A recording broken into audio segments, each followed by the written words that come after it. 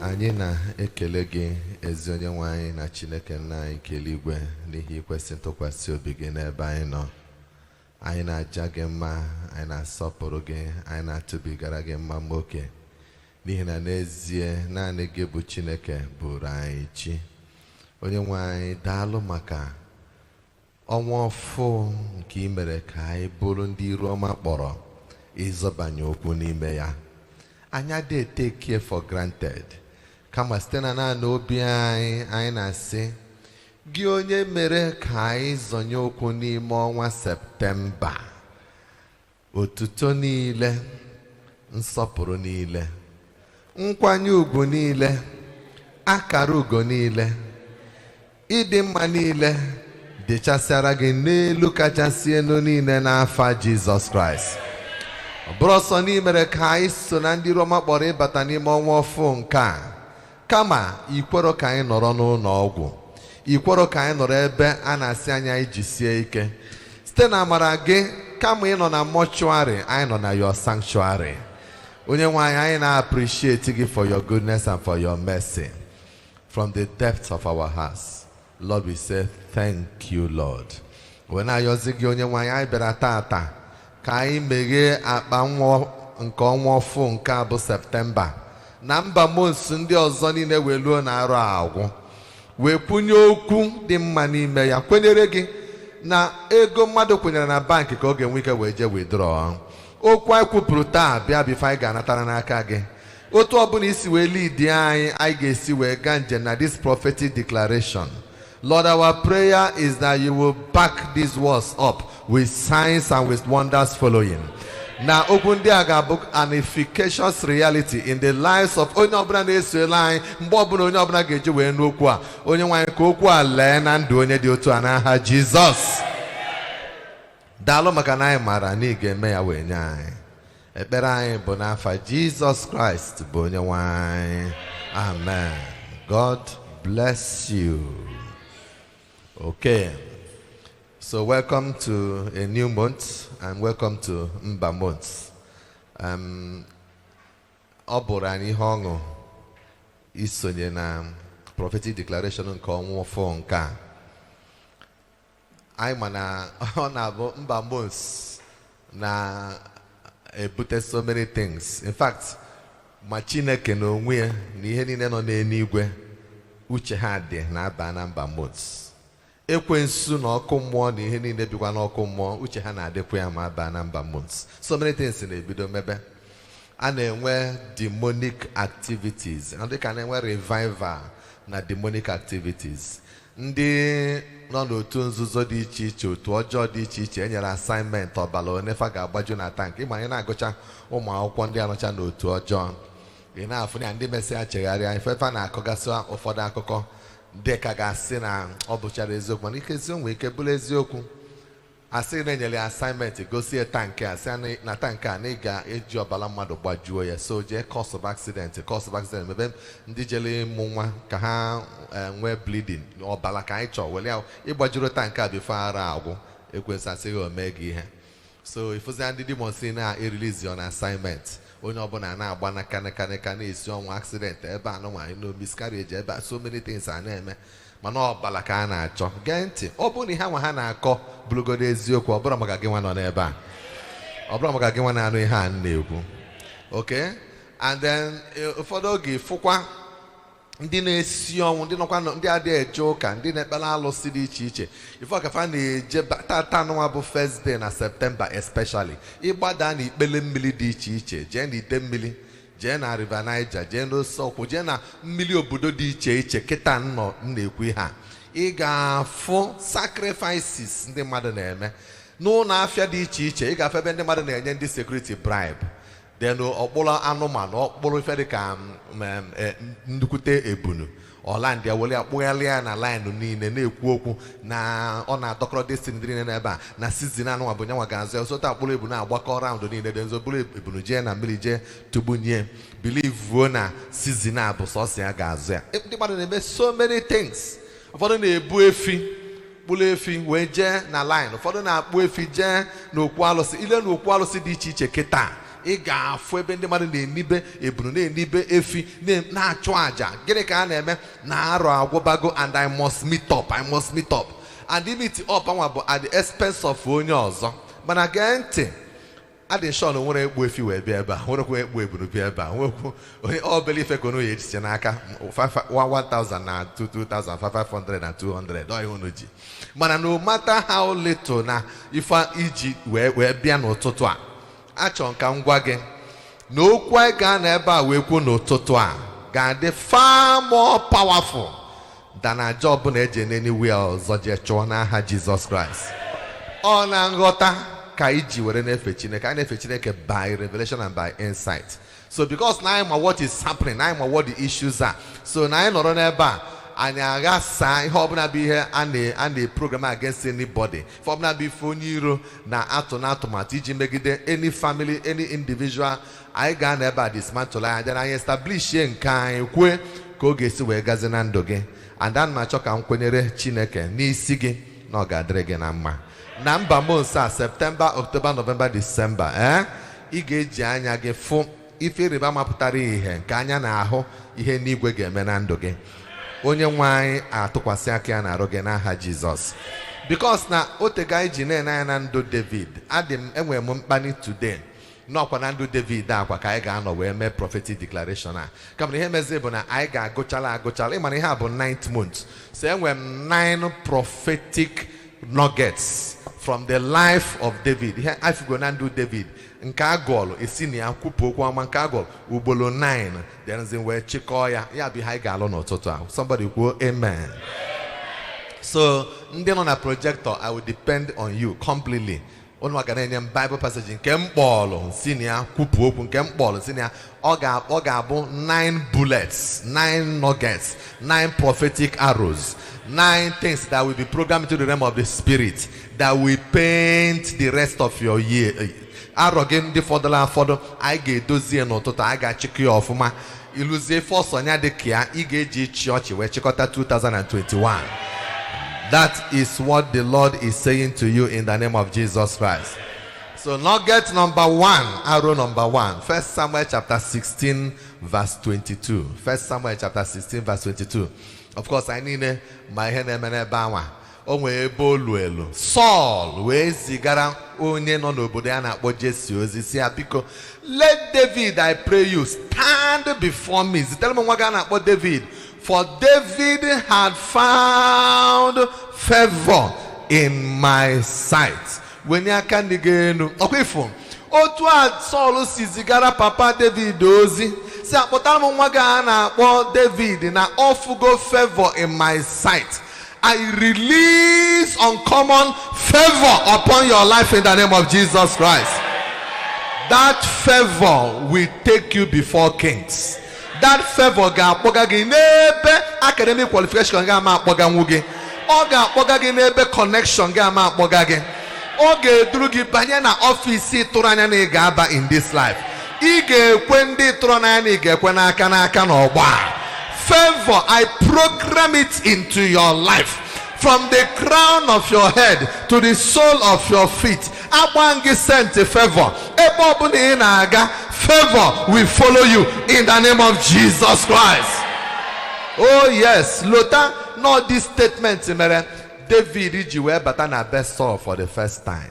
And then we sota wee bata na obi eze. Nọlụzia na obi eze anwa. Ka m kwuo ya ọzọ, ife favor ga-emelu gị, mmadụ ama akacha nwunye. Ọkụ mmụọ ama akacha nwunye. Ekwensu ama efichapụ nwunye. Ọ ga-adị permanent in the name of Jesus Christ. Nugget number 2. 1 Samuel chapter 17 verse 51. Chapter 17 verse 51. I am all the story. But I never will say, therefore David ran and stood upon the Philistine and took his sword and drew it out of the sheath thereof and then slew him and cut off his head therewith. And when the Philistines saw their champion was dead, they fled. Get it? Amonomi hebu Goliath bu ihe guzo n'ụzọ gị all this while. Goliath nwere ike bụ n'ụdị sickness, o nwere ike ọ bụ n'ụdị fisike, o nwere ike ọ bịa n'ụdị antagonisms is different areas where na abia.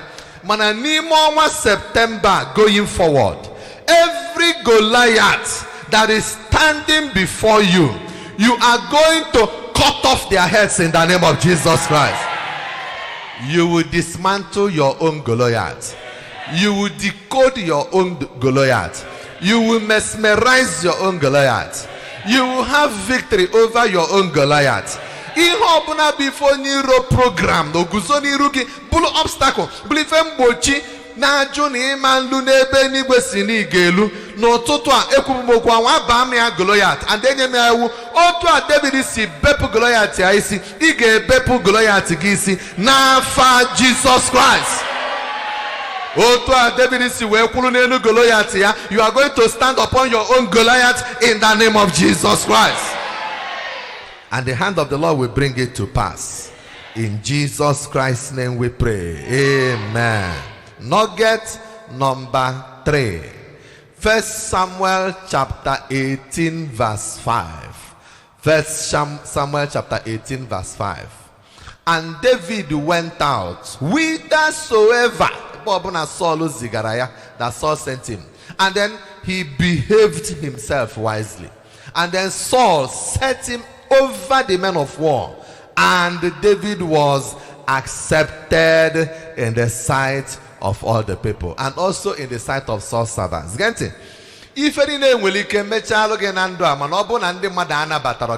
people do not accept you, mmadụ nwere ike bụrụ gọvanọ mana ọ bụ na ndị befe anabatara ya ọ ga na-ewest time, ọ ga na-struggle. Mmadụ nwere ike nọ na nnukwute ọfịs mana ọ bụrụ na ndị nọ n'isi ha acceptọrọ gị ofu ụbọchị fe ebuo placard against you. Acceptance bụ an oil. Mmanụ enwe mmanụ a na-akpọ oil of acceptance. When you are accepted wherever you go, ebe ọbụla ịbata, doors will be opened unto you. Ebe ọbụla ndị mmadụ anabata gị, ebe ọbụla icheliru ndị mmadụ anabata gị. That oil of acceptance, I release it upon your life in the name of Jesus Christ. No one September going forward, anywhere you manifest, doors will be opened unto you. Ebe ọbụla ịbata, ndị mmadụ ga-ebido mụba amụ, ndị mmadụ ga-anabata gị. Otite mmanụ nke nnabata na-adakwasị n'isi gị n'ụtụtụ a. The doors of that country will be opened unto you, and people will accept you in that country in the name of Jesus Christ.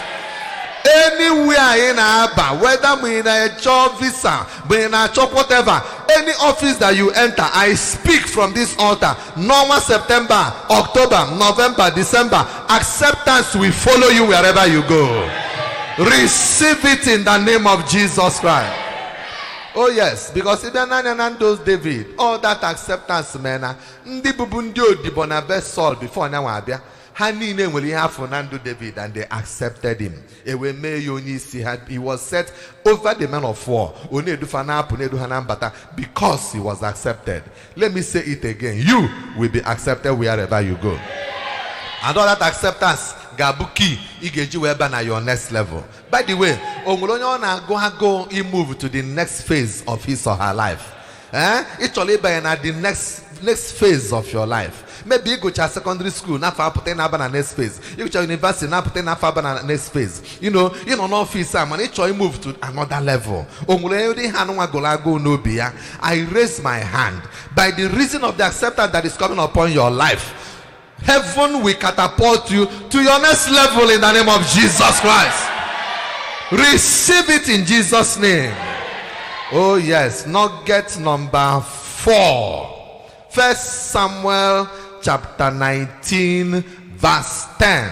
1 Samuel chapter 19 verse 10. Ekwensu gana bankata ya, ndị iro gana agbapụ aka ụta ha, demons gana anọ na manifest onike rafa. Ndị na-ejebe dibia ga na-agwọ ọgwụ na-esu atịkpa na-eme ihe niile na target all of them against you. A ga-enwe spiritual arrows a ga na-ama from aka nne aka ekpe. A ga-enwe nke a ga-esi na village na-ama. A ga-enwe nke a ga-esi na okwu alụsị na-ama. Arrows gonna fly everywhere. Man again, 1 Samuel chapter 19 verse 10 says, and Saul sought to smite David even to the wall with a javelin. Eba Saul cho ko welu javelin matoba David na aruaja. Man, the Bible say he slipped away out of Saul's presence, and then he smote the javelin into the wall, and then David fled and escaped that night. Obros also never so many times Saul gacho go will javelin matopa David in aja. David will always escape. David will always, have victory over the weapons targeted against him. Gente. No 1 September, amam na arrows na efeyali everywhere.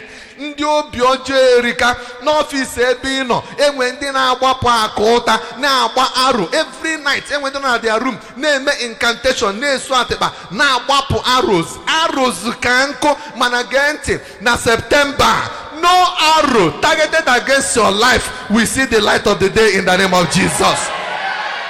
In fact, ana m ewenye aka m enu over your life. Ebe ọbụna esi wee na-agbapụ arrow against you, ana m enye ewu, let those arrows catch fire now. Ha niile nwụrụ ọkụ now.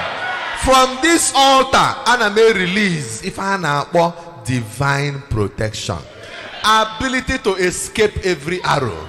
Look, ha na-agba ya, let them continue to shoot, mana onwere nke ga-elu gị arụ. Let them continue to fly those arrows. Your testimony can be the testimony of David. David slipped away. You will continue to slip away. No arrow will come near your life. No arrow will come near your children. No arrow will come near your husband. No arrow will come near your wife. No arrow will come near your parents. Yes, if opportunity related to you, all of them are under divine protection.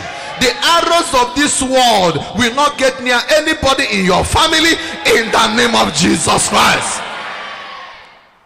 Again, we saw again we arrow jinaka mana arrow ogelu garo mba ka nkwukwu ọzọ Saul onwe ke megata ka Saul ogu n'ụwa mba Saul ga-ejebere ine onwe ke megata ka arrow ogu n'ụwa mba arrow ga-ejebere ine mana arrow anwa na Saul anwa ogelu garo capital no ka nkwukwu ọzọ capital no. And I raise my hand to authenticate it. No arrow, no weapons formed against you. Pin or blow back to sender. Any poison, report.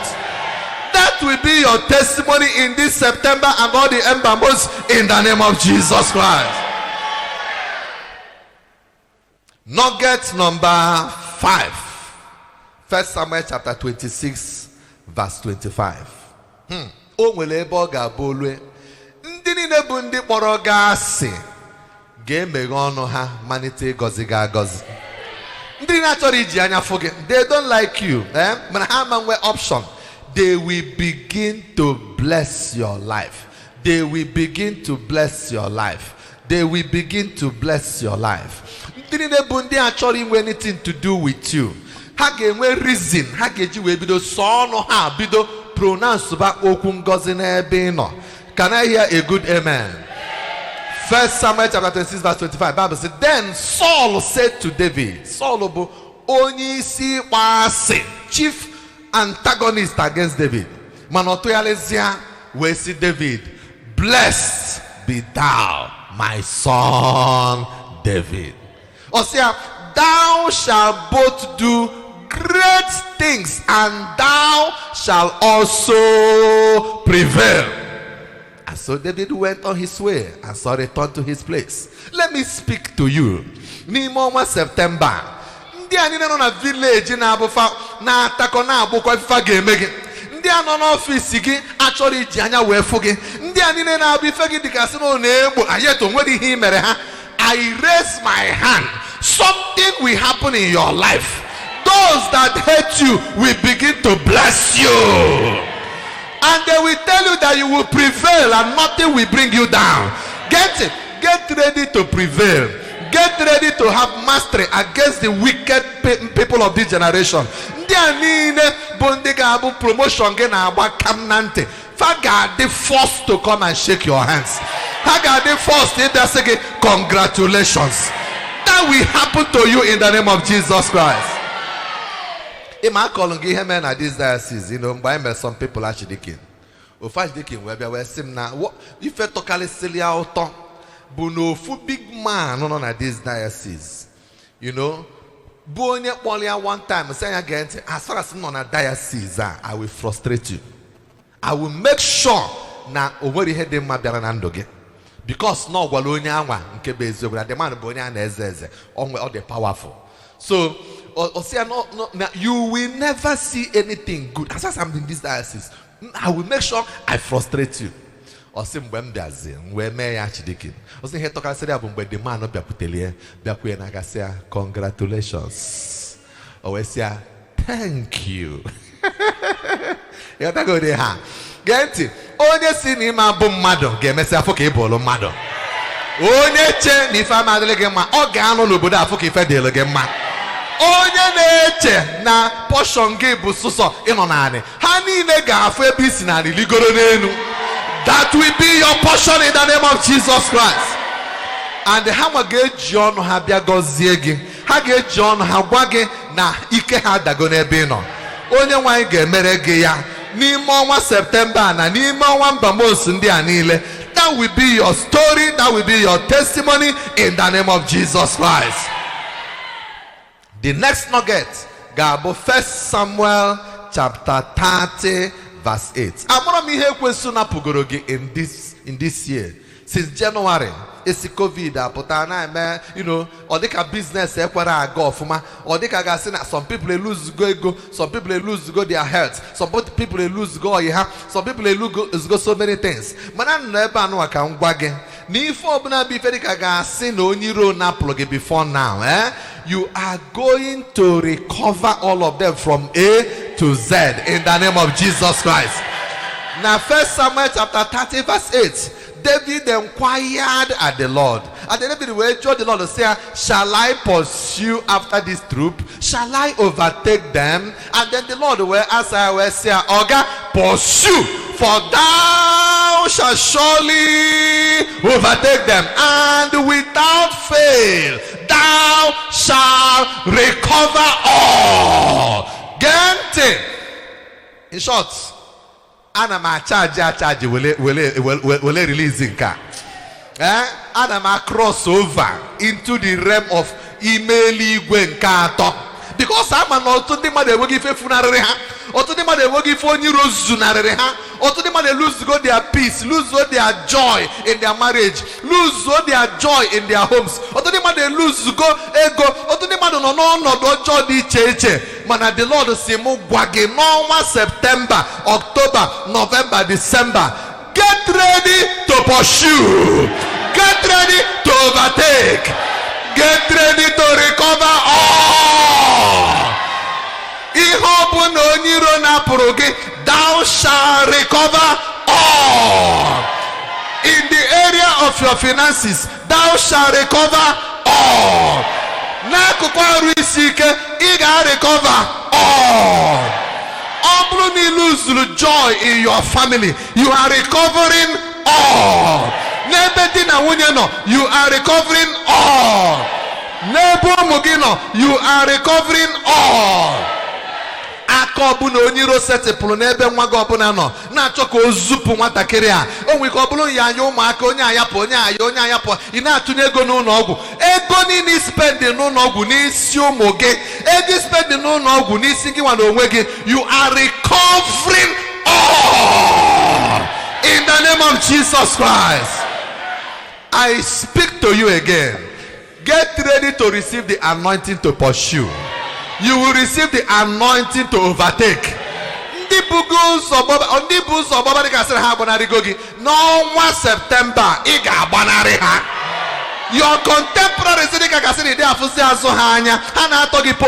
You are going to overtake them. You are going to overtake them. You are going to overtake them. You are going to overtake them. You are going to overtake them. You will overtake them in the name of Jesus.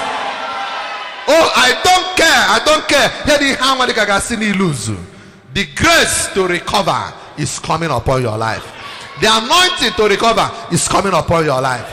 Receive it in the name of Jesus Christ. Oh, yes. Let's move to the next nugget. Come on. 2 Samuel chapter 6. Oh, ana m afụ somebody ka ọ na-etegharị egwu ọgụ maka ihe n'igwe ga-eme na ndụ ya. Ana m afụ somebody ka ọ na-agba ka the latest dance step kịta anụ nwa enwe kịta. Kelo the latest dance step. Kelo the egwu na-ewu. And ma for somebody in the realm of the spirit can change the dancing step, okay? They change your dancing step. They change your dancing step. And ma for somebody in oh yes, dancing step or be an afia. You know, you can focus somebody in the realm of the spirit. Getting even for 2 Samuel chapter 6. Verse 14, verses 14 and 15. 2 Samuel chapter 6, verses 14 and 15. Now, if he is able, and David danced before the Lord with all his might. And David was gathered with a leading effort. Verse 15, we're singing. So David and all the house of Israel brought up the ark of the Lord with shouting and with the sound of the trumpet. When you can physically, if I physically, okay, manifest in your life. Ask him now, a new dancing step is on the way. You will dance and you will sing and you will shout before the Lord, because something new must happen in your life. Something great must happen in your life. Oh yes, and they want anointed age.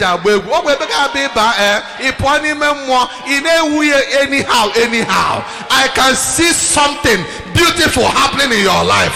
I can see something exciting happening in your life. Oh, on we get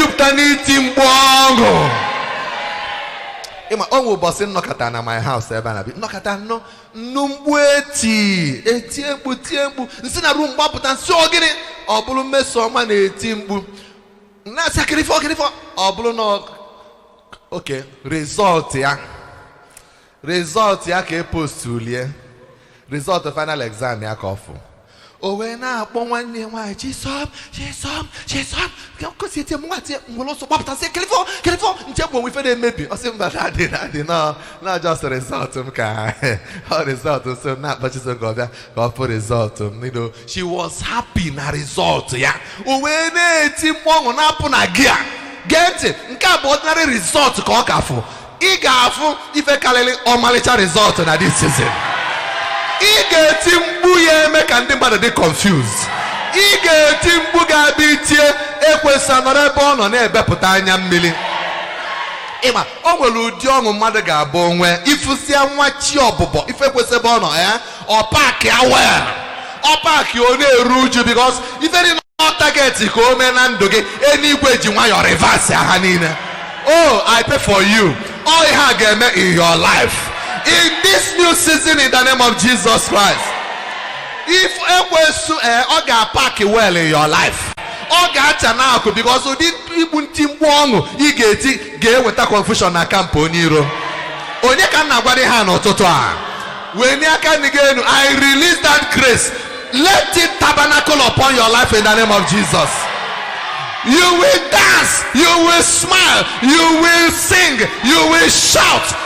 Sound of a trumpet will fill your life in this new season in the name of Jesus. And I may create an atmosphere of rejoicing over you. I create an atmosphere of excitement over your life. Drop on this season. The hand of the Lord will perfect it in your life. In the name of Jesus Christ. Oh yes. Nugget number 7. Number 7. 2 Samuel chapter 9. Okay, number 8. 2 Samuel chapter 9, verse 13. Oh yes. I need a man. Okay, grab on car. Can I cross out to another one? I'm going to where you got Ghana 2 Samuel chapter 17. 2 Samuel chapter 17. Verse 27. Verse 27. Okay, for n'ime season a ịma o nwere ka Chineke si alụ masị nke o nwere ka Chukwu ga-ebo si lụọ masị If you throw an order, people are not packing in your life. And not packing in your life. The riches of the Gentiles, you will enjoy it. People will just be touched. I just feel need the hand. If you throw for the moon and a band and what I show the miracle, we get a envelope saying that this again will envelope in the air of blue 20,000. When the halo, nothing. For the give me envelope of blue 50,000. Halo, nothing. Just look at that. It's a nature. For the moon and what the miracle, Obrezioku. Look at that. It will take you saying that is again. No, open now. Yeah, the one, the led. Just maybe the led. See, let me bless people. Blessing them, mother. The mother nata envelope with the very fat. All they have. God can touch people. God can. No, God will touch people. Name this season. If he may respect, na bata na your house. It came to pass when David was come to Mahanaim that Shobi, the son of Nahash of Rabbah, of the children of Ammon, and Machir, the son of Amiel of Lodibar, and Barzillai, the Gileadite of Rogelim. Continue. They brought that grain. Number 1, beds. Number 2, bases. Number 3, earthen vessels. Number 4, wheat. Number 5, barley. Number 6, flour. Number 7, parched corn. Number 8, beans. Number 9, lentils. Number 10, parched pulse. Continue. Number 11, honey. Number 12, butter. Number 13, number 14, cheese of kind. Honey in the cave butelonia. Imano di lu eba we dele David. Ijili biki kacha David da afaga eba. All the Bible get the hammer. All again with Bible. I wish na me go see for some of you Bible. Well Bible go see ke fu ke mari say my Bible. If we forget you everywhere, you claim everything. Okwe fu na season na. Ebobu ni ihe di made. Ordinary east, ordinary west, ordinary north, ordinary south. I command them to begin to locate your life. To begin to locate your life. If anything might need, I speak to the east, I speak to the west, I speak to the north, I speak to the south. I command them to release the good things of this life into your life in the name of Jesus Christ. Na season my honey diao, my butter diao, my cheese diao. If anything make am do to, ana me kuna ebo bus stop ya gabona ndoge. Bus stop ya gabona your life. Bus stop ya gabona your family. Receive it in the name of Jesus Christ. Oga adregenama. Oga adregenama. Now let me say, now if I can walk uncommon favor and also uncommon supply, you know, when God will touch men, and then those men, you know, say I say I feel need there. Chineke ga touch onye, ga touch onye, ga touch onye, ga touch onye ga bia lotage na ogba. Ima ufodi my testimony anyị bụ na ndị mmadụ echezo sigo ndị mmadụ na-echezo ndị mmadụ adị elotam ndị nife dị elo mafa agbakọta mazụ. No, that testimony must change. Okay, change. Na season a testimony gị ga-abụ na ndị niile mmadụ dị na ha ma onye ibu na anyị ga-ebido wee chetaba gị. A ga-ebido kpọba gị na phone. A ga-ebido sị gị send alụ m account number gị, adị m led ekwuriala gị something. Receive it in the name of Jesus Christ. Now 2 Samuel chapter 19 verse 18. I met Oleaka yesterday or the day before yesterday. Actually, I met Oleaka as the 9th nugget. Now in Anyaneba, Ige Luta no nwoke ana akpọ Shimei. Okwa 19 verse 18 they ha. Okay? O say, and there went over a ferry boat to carry over the king's household and to do what he thought good. And then look at that Shimei. The man who onye na-egbu aja na-atụ okwute na-ele curse upon curses upon curses upon David. That same man, Bible says, and Shimei the son of Gerah did what?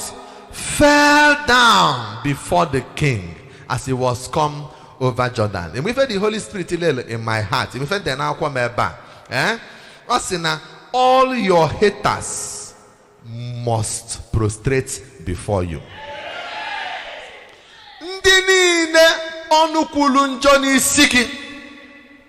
Something will happen.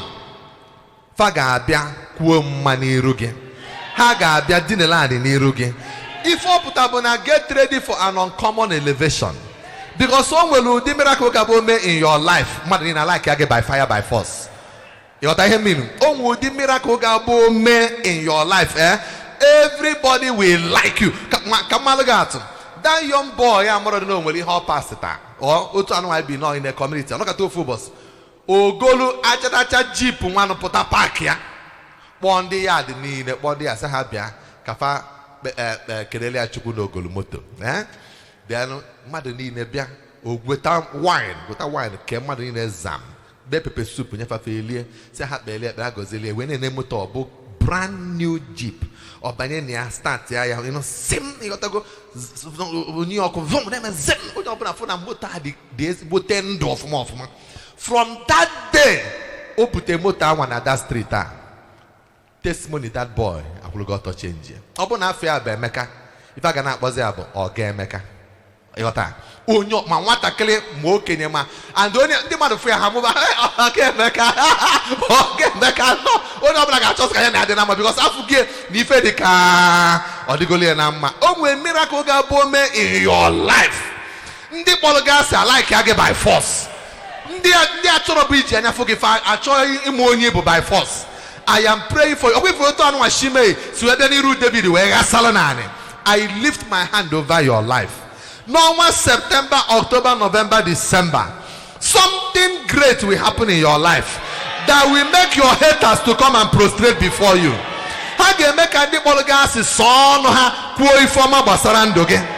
Receive it in the name of Jesus Christ.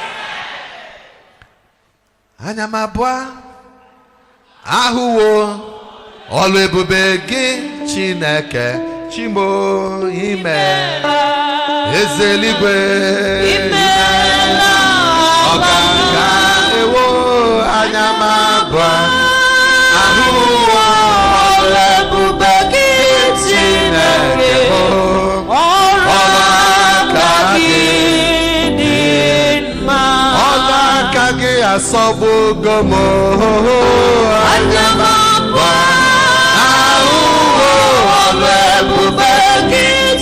Jehovah Shammah,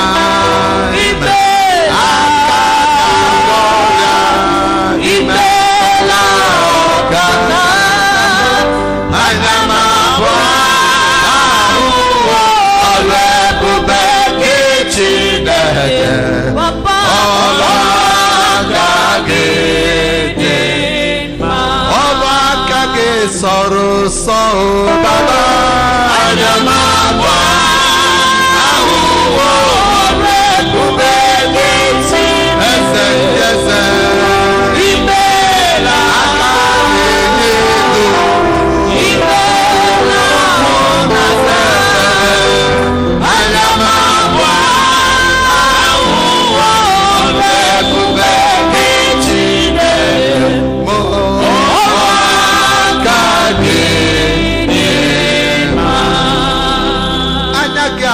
ga-afọlụ aka Chineke na ndụ gị. Anya gị abụọ ga-afụ ihe Chineke pụrụ ime na ndụ gị. N'ime ọnwa Septemba, Ọktoba, Nọvemba, Disemba, ihe ọma bụ ihe anya gị ga-afụ. Ife ga-eweta pain ama abịa n'akụkụ gị. Ife ga-eweta sorrow ama abịa n'akụkụ gị. Disappointment ga-adị very far from you. Frustration ga-akwa nku fepụ n'ebe ị nọ.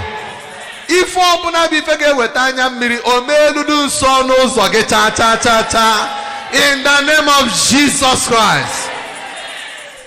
Kwụlụsị ọtọ ka anyị wee gụọ that 2 Samuel chapter 9 verse 13 because onye anụnwa bụ onye dalụ ngwọlọ eluzogo o mechigo chapter ya daddy ya nwugo grandfather ya nwugo nwezie fọrọ n'ezinụlọ ụmụnne niile egbugo ha niile n'iru agha onwezi nya uncle ya niile dead nothing onwezi fe fọrọ na befa I bulleje park ya na far country lodiba obili na domet na kiriga na na boys quarter ebe anwa you know no ofu mkpụrụ nwaanyị kweta bụrụ nwunye mụta ofu mkpụrụ obele nwa nwanụ na managezi life ya manage one morning otetola ofu ndị si na beze wee bịa asị ọ gị nwa bụ Mephibosheth ọsị before manage masị na eze na akpụ ya mgbe o jizi wee luo na beze eze sị ọ gị bụ Mephibosheth ọsị yes ọsị because of nna gị bụ Jonathan and I made decide and I'm about to go on. Then verse 13 about and so Mephibosheth dwelt in Jerusalem, for he was eating continually at the king's table, even though not the lame no kweanabo. Man, yet on a table from boys' quarter na far country. Abobatazi na palace. Ebega abo tuto ajoya nagiri kigeli. Efe nagiri kigeli. Abani nagiri kigeli. Ana savuli efele. One elizi with ezenonwe. Miracle that happened under 24 hours. His story was changed for the better. This is 2021. On September, I raise my hand over your life. A miracle that will take you from nowhere to somewhere will happen in the name of Jesus Christ. Miracle that will bring you before excellencies, before honorable people, before people of repute, before kings and before princes. That miracle, let it happen in your life in the name of Jesus. I push you with the force of heaven. Ejima come when they push over your life. Ana ma kwagagi nebe onye obuna geji wefu na nezie ni ha digorogi na mma. Move to that realm, move to that level in the name of Jesus Christ. Obune elota Mephibosheth age elotage. Obune elota Mephibosheth ame elozoge nwa onwe gi. And I am praying to heaven that heaven will remember you and something exciting will happen in your life. And I'm able to name about Jesus Christ. You are representing members of your family. You represent members of your family. I bring everybody in your family. And all of them name about Jesus Christ. Number one, sir. No matter how no satanic revival, demonic activities revived. No matter ujo balafu nansina ufu na Nigeria or balagiga de okono ahia, nothing will happen to you, nothing will happen to anybody in your family. All these people, terrorists, bandits, they will not touch anybody in your family. I decree divine immunization, divine immunity. Let it be your portion in the name of Jesus Christ. Oh, obuna evil na happen around you. It will pass over you. It will not tabernacle in your life. What any sickness? Also, we are seeing now they went variant COVID variant South Africa, variant Senegal, variant Mozambique, variant Abuja, variant Port Harcourt, variant Delta.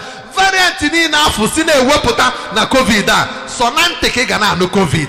Sonante ke sona news ke gana mea. Omelu di ke garo na for Jesus Christ.